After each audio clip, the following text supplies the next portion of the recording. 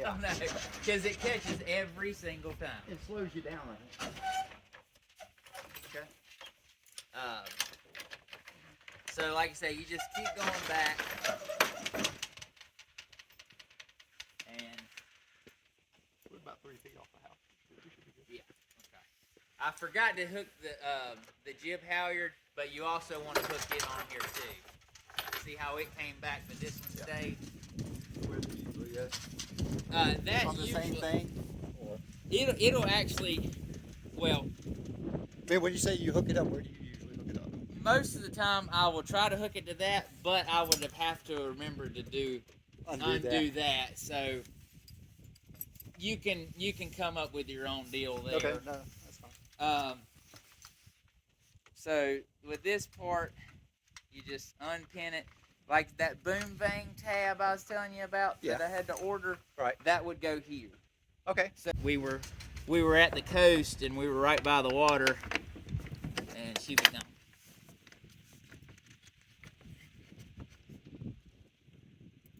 So that just goes through and then pins. Like that. All right. Now, so this cable, the forestay, I just leave it just dangling. Like it is? Yeah. This will go with a little fish mouth. Just fits in. You can do that and it'll lock. Okay. And then I'll just let that kind of hang. You'll get your jib halyard, and you want to make sure you got it On the outside. yeah, because it will. This goes under the forestay, and so you just hook it up here.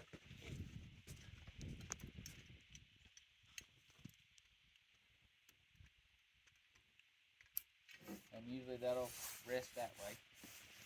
Now, before I do anything else, because I've almost forgotten, it started to lift and the thing started doing this number, we need to hook up our Cable? cable.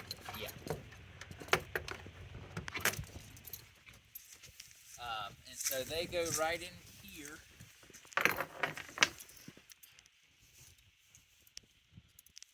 This is what it was. See how it's getting some of that?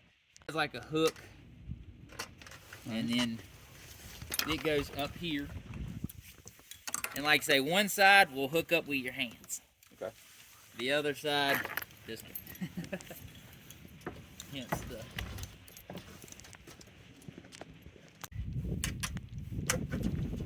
And it's kind of tricky.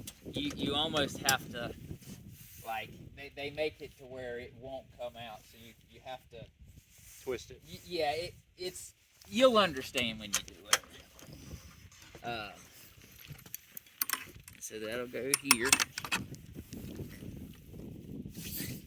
It gets you close, but sometimes the channel locks is really. All right, Okay. so that's hooked up.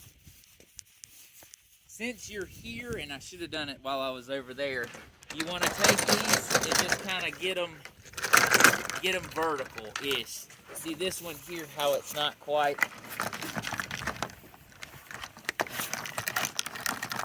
There we go. Okay. Just that little bit, and make sure the PVC is over it, because one of them had come up one time, and I bent it like a curly cue. Like it's over the Yeah, over the turnbuckle. Yep. Okay. So like this right here? Yeah. Mm-hmm.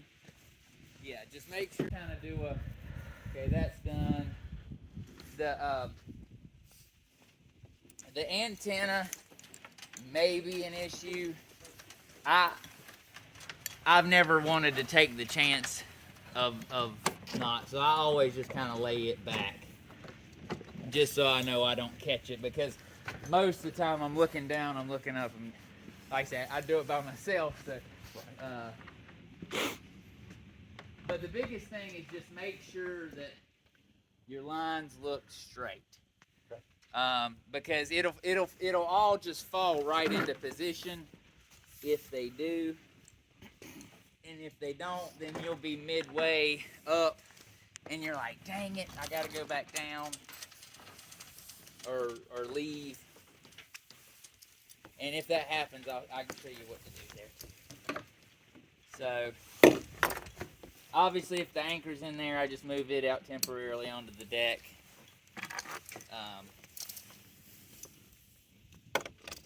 Now, I have kind of bubbled it, and so because it's flat and this is bubbled, it still will have a creak to it, but structurally it's very more sound. evenly distributed. Yeah.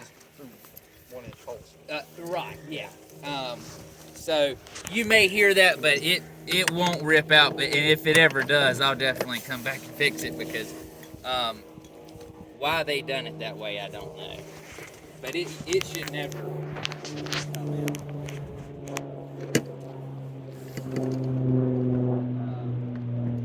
So obviously, just get everything looking good, and you hook it to the bottom.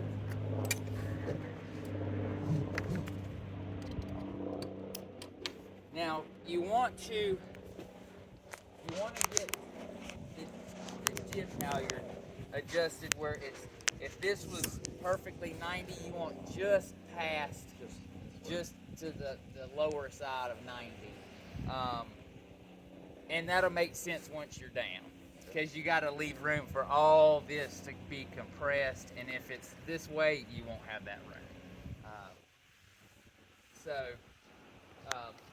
We'll actually, just to make sure, snug it up just a tad.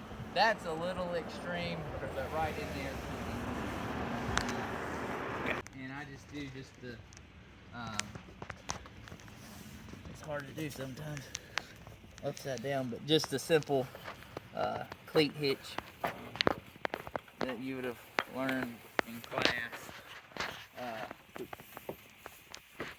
And so now's actually lifting, right? So you just get everything tight. Now, to kind of assist the mechanics of it, you can just sit here and pull it, but it's just a lot of pressure, and I just don't like putting unnecessary pressure on it. So I will grab this one here, and I'll actually, pull this way. And so, like I say, when you're by yourself, you'll have to keep doing it and then looking, doing it and looking. But you just start to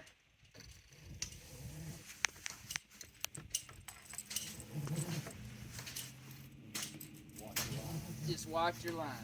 That's the biggest thing. And the great thing about it, if you gotta stop.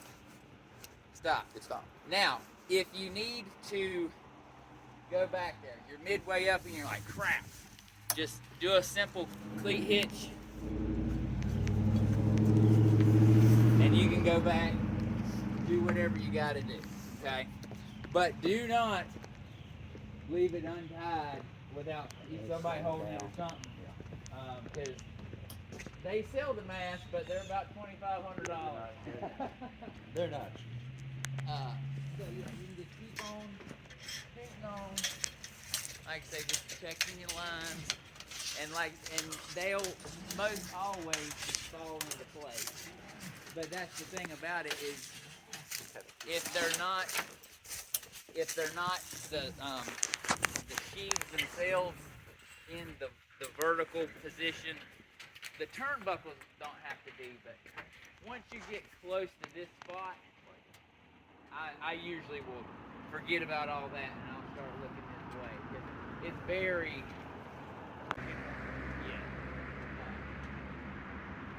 and so then you just kind of crank down on it. So at this point, now I will tie it back off.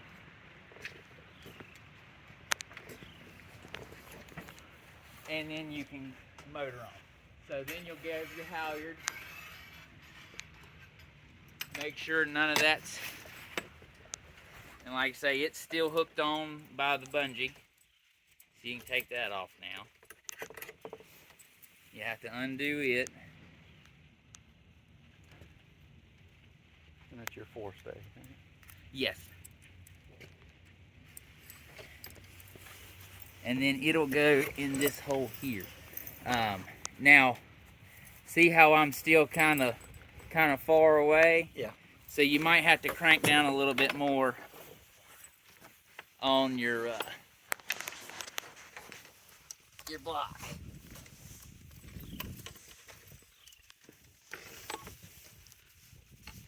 And usually it'll still be just a tad bit shy even then. So I'll usually just do a quick push and it's there. Then pin that and then put the other hairpin or whatever. But these, you definitely, in that Save a Sail, what I call it, kit, there's a lot of these because I've dropped, I couldn't tell you how many of them. And usually it's a gravel parking lot where you can't find it. Now, once you get it in the water, at this point, you'd want to go ahead and start tuning the rig before you sail. Okay. That's that tool that you have down in there? Yeah, it'll just clamp on, and you'll just tension it, and there's a guide that'll tell you for this diameter, tighten it to this, and it's amazing how much pressure you can put on those things. So when you go to lower it, do you release anything, or you just lower it? No, yeah, when you go to lower it, so we'll say we're on as far as like ready to sail, then I will just pop that with my foot. Make sure all that's good, and then we're good to go. And then you can take all this off. Well, you don't want to take that yet. Put your main sheet back. Loosen this up and put it down there. Yep, and that's pretty much it. And the reason why hunters don't have the backstay because of the wind. Yeah, right. The shrouds are abaft the beam, or however they say it, so you don't have to. Which makes it really nice to move around the cockpit. And then, so at this point, once you got all this, and you know the lifting poles up, working your way back, you'd want that pole comes out, and then usually I'll raise the antenna back up. Does that pole store in the tube? It does not store in the tube. I couldn't find a tube big enough to get all that in it. But with you being at the coast and going to keep it there, that'll go in your basement. That's once what you're, because I'm bringing the trailer and everything back here. Yeah, right. So, I mean, there's no need for that. And then, as far as, you know, raising your sails, the jib sheets will go. You'll have to play with the new sail. I'm not exactly sure how it would go. The old sail, I would come on the outside of the stanchions and then go through those fair leads. It shouldn't matter, but I'll unhook this. And it might do it this time too. Once you unthread it, sometimes the little set screws on the side of this barrel, I don't know why, they'll come loose. And so sometimes you'll pull the whole darn plug out. And it's no big deal, as long as the wires don't come off, of course. You just fish it back in there, and it's a flathead screwdriver, you just tighten that back down. I'll put this in there. Yep, put that in there. This is obviously make sure that's still on. And then we're hooked up at the bottom, so you'll just hook it up at the top. And this obviously would be like you taking it down to transport or whatever.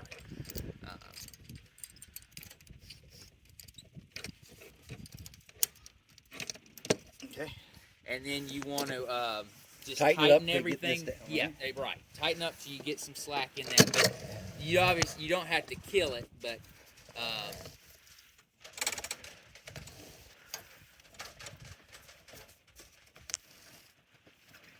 okay. Now what you want to do though is I would just be cautious and tie off the end of that. Yep. You ain't got to do a full-on cleat. I never do. I did that then, but that's enough because it's came loose on me before and has locked itself. enough for me to catch it with my hands. Gotcha. But I'd always, if I can't have any, it's game on. Like, make sure you don't turn loose of that main sheet, kind of thing. Yeah. And so usually, like I say, This is when you hook this. I'll hook this back up. So what I've been kind of doing here lately is I'll just leave it in the locker. That way I'm not chasing it back. Okay. And then.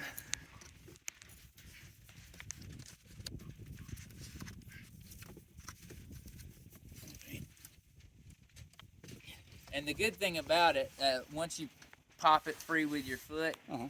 is there's still a lot of friction in it. It's not just gonna Jerk. work. I mean, in a windy day, but it does have a little bit of forgiving now. But once you start down with it, gravity's gonna take over. So at this point, I don't even. That is what it is. I just mainly look aft. That way, I hit that channel back.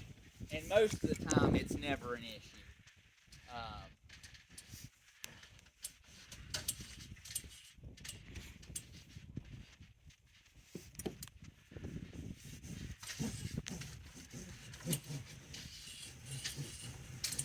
Like I say, as you're going, if you didn't have that hooked up, it'd be on the ground back.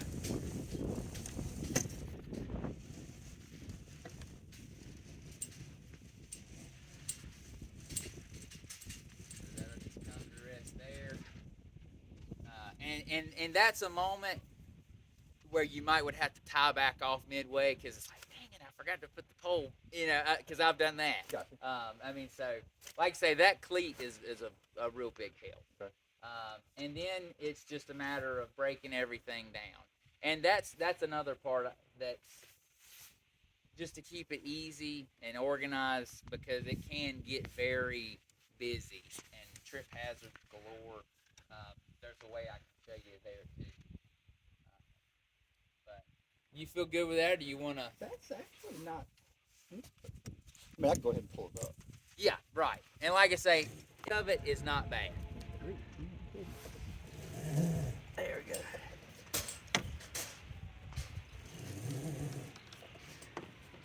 And so that's where, like, if you had a buddy, they can be heaving for it. You know what I Oh, mean? yeah. Like it's when you're by yourself, it's a real pain. But when you have a friend to kind of help pull, it's many hands make light work kind of thing. It's called Lindsay.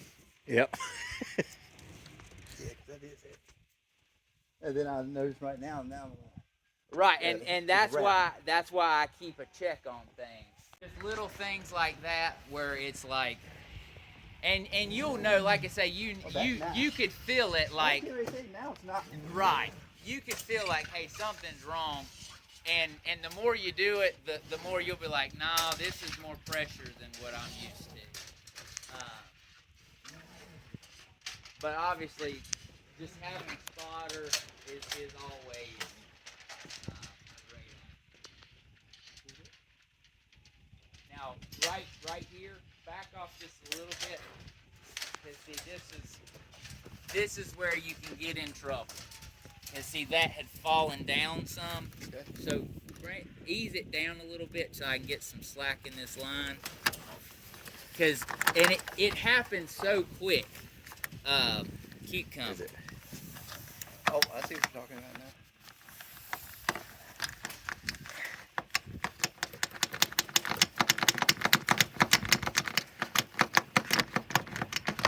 Make them so Come on. Not yet.